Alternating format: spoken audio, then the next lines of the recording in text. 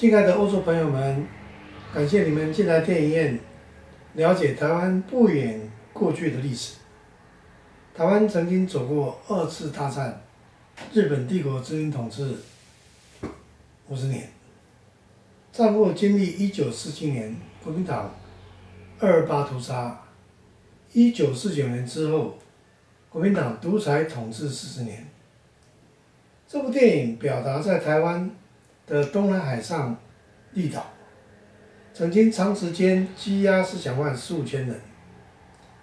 有一段时间，从1951年5月到1954年底，关押了约2000多人，其中有近100位女性思想犯，这是世界监狱史上少有的现象。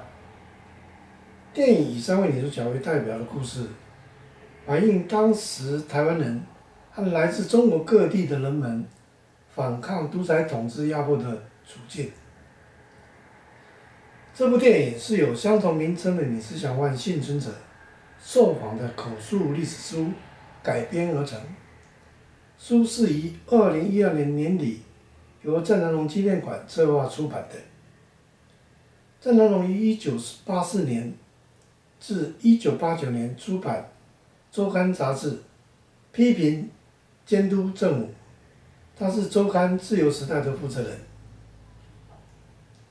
1980年代晚期，台湾民众自主争取民主自由的各种运动时期，郑南榕刊登了台湾新宪法草案，被政府以叛乱罪通缉。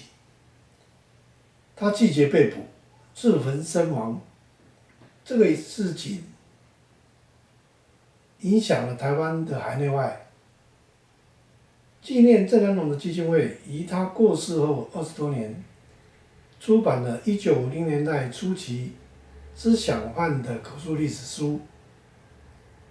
台湾的疫情期间，退出政坛的前立法委员姚文智成立的电影公司，从2021年初开始改编口述书，到2022年10月底，电影在台湾各地上映。至今，台湾主要城市仍然在放映中。这部电影带来台湾的社会文化意义重大，至少有2个方面：一，对台湾内部而言，从来没有直接地探索不远过去历史的电影，引起多方面的关注和评论。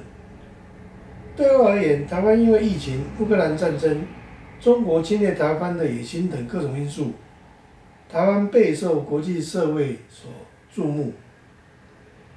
电影反映了台湾当代直接面对自己过去的历史，表达对于自由民主社会的渴望和珍惜。